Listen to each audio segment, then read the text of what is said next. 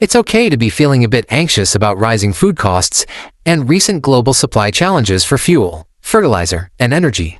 But knowing how to grow even a small portion of your own food is a powerful skill.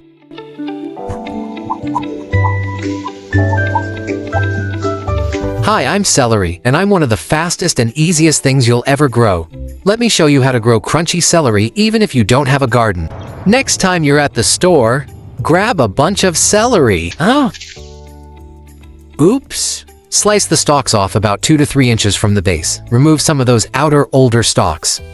Now place the core bottom down into a small bowl of water with about an inch of water. Good work. Place your dish on a sunny windowsill and change the water every 2 to 3 days. We love water.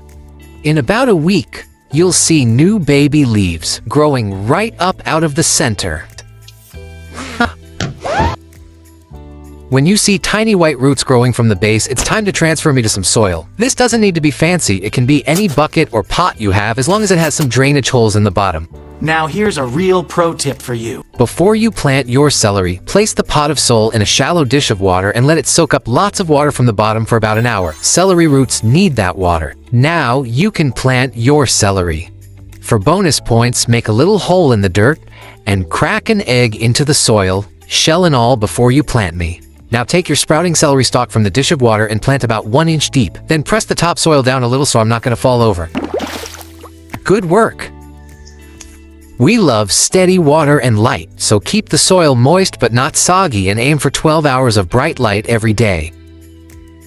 In about 4 weeks, you'll have celery to pick and eat straight from your own pot. Isn't that amazing? Baby leaves are great for soups and salads, or just grab a stack for a healthy snack. Yum! What will you grow next? Check out my page for some ideas.